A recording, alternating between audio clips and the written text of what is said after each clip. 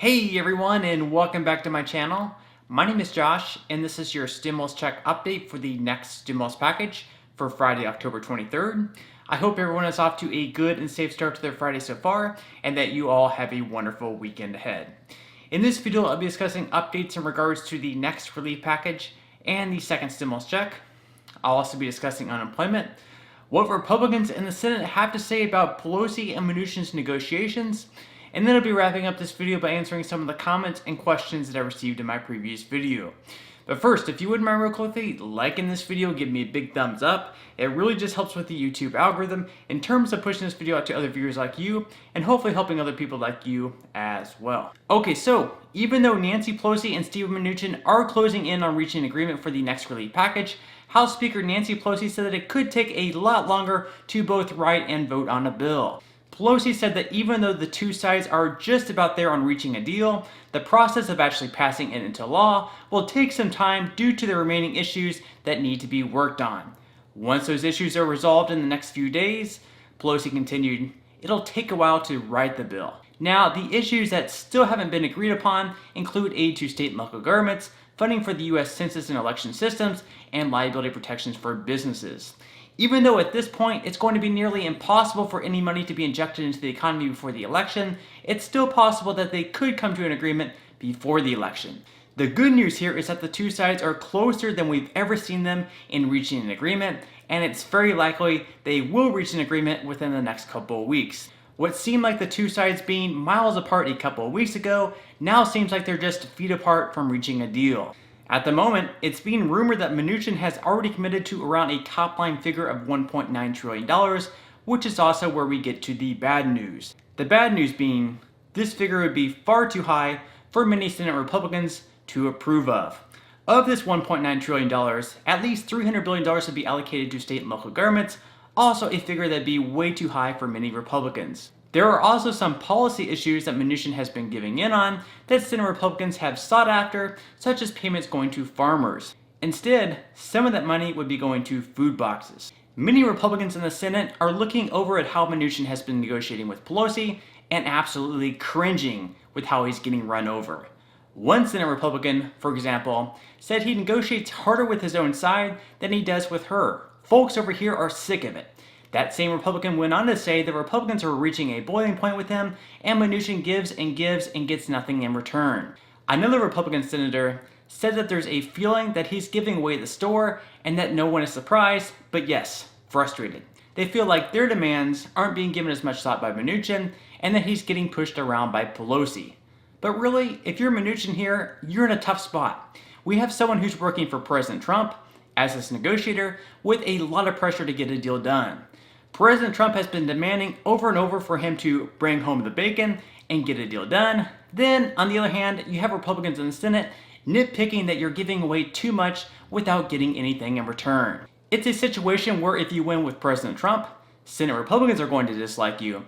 But if you win with Republicans in the Senate, then you won't be bringing home the bacon, as President Trump puts it. So, with all the political divide between Republicans and Democrats, we're also facing quite a political divide between the president and the Senate Republicans as well. Senator John Thune, a Republican, said publicly that it would be quite difficult to get at least 13 Senate Republicans in support of what Pelosi and Mnuchin are more than likely to agree with.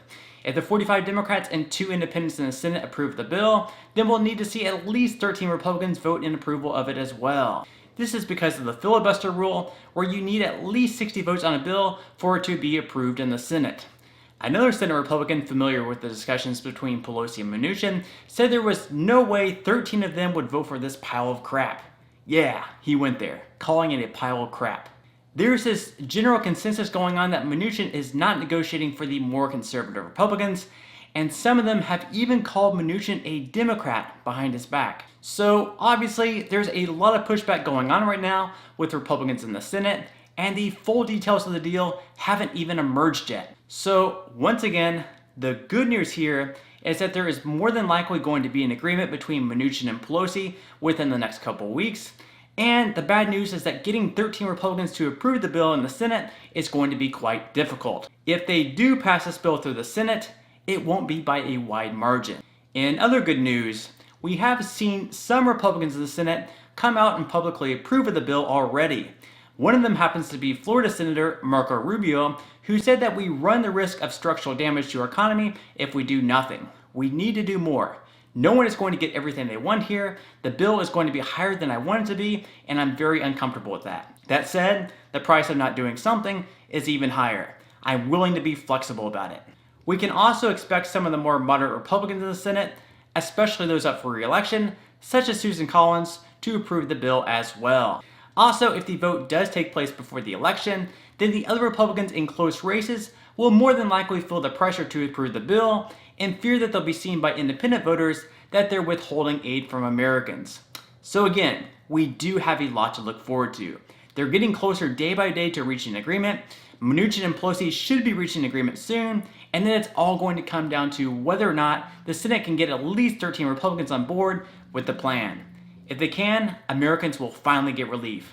In the meantime, let's proceed with caution, stay strong, and hope for the best. In unemployment news, we are still waiting on 2 states to begin paying out the benefits from the Lost Wages Assistance Program.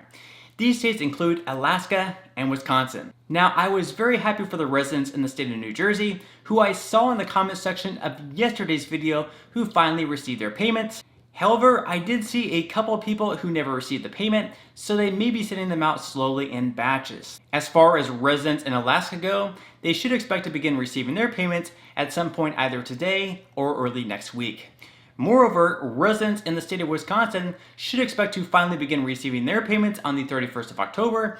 And finally, since these benefits have already been exhausted by most states, we can only hope that Congress can finally get their act together and pass another relief package in order to extend these benefits on a longer term, more stable basis. Okay, so at this point in time, I'm going to move right along to answering some of the comments and questions that I received in my previous video. And if you do have any other comments or questions for me, please feel free to leave them in the comment section below. I do try to answer as many of the comments and questions as I possibly can, but for those comments and questions I'm not able to respond to, I do try to pick some of the more popular ones to answer in the next video in video form. Okay, so without further ado, let me go ahead and jump into the first comment of today's video, which is from Tracy. Tracy says, if they reach an agreement on unemployment, will they give back pay for the weeks they have already paid out?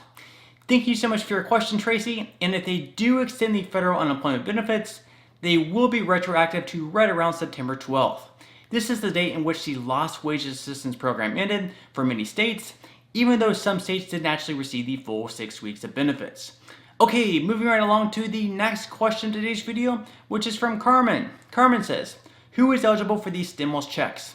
I never got my first one, and I'm on Social Security benefits. Alright, thank you so much for your question, Carmen. And people on Social Security benefits are definitely eligible to receive these stimulus payments. The only reason I'm thinking you may not have received yours yet is that you may have been claimed as dependent on someone else's tax returns, which unfortunately would have made you ineligible to receive your payment. Also, if you start receiving Social Security benefits this year, then the IRS may not yet have your information. So in that case, you'll need to use the non-filers tool by November 21st in order to receive your payment. Otherwise, you should definitely be eligible for a stimulus check. And in the meantime, I would just continue to check the payment portal. Alright, moving right along to the next question of today's video, which is from John. John says, Josh, if a second stimulus package is passed, do you think they will raise the amount to child dependents from $500 to $1,000 per child? Also, do you think they will give them to people who are age 17 and older? Okay, thank you so much for your question, John, and I do definitely think that it's possible that they may be bumping up the next check for dependents up to $1,000 because that has been in the talks lately. Also, dependents over the age of 17 should also be included, as has been a main point of discussion as well. However, nothing is final yet, so we'll just have to wait and see. Okay, moving right along to the last question of today's video, which is from Kimberly. Kimberly says, will people with Direct Express cards and on SSDI receive the next check? When will we receive it? Thank you so much for your question, Kimberly, and people on SSDI with Direct Express cards will definitely be eligible for the next stimulus check. As far as the timeline goes, it will be the same as everyone else, and the check should start going out a week or so after the next relief package passes. As far as when the next relief package passes, well, that's still up in the air, but we can only hope that it won't be too much longer before they're able to do so. Alright, so on that note, I'm going to go ahead and wrap up this video. If you did enjoy the content in this video and you'd like to see more videos like it, please consider subscribing to my YouTube channel. It is completely free to do so, and it's a great support to me. Also, if you'd like to receive 2 free stocks from Webull, with both stocks valued all the way up to $1,600, please feel free to claim those 2 free stocks by clicking the link in the description box below. And until next time, I'll see you guys, and I hope you have a great day today.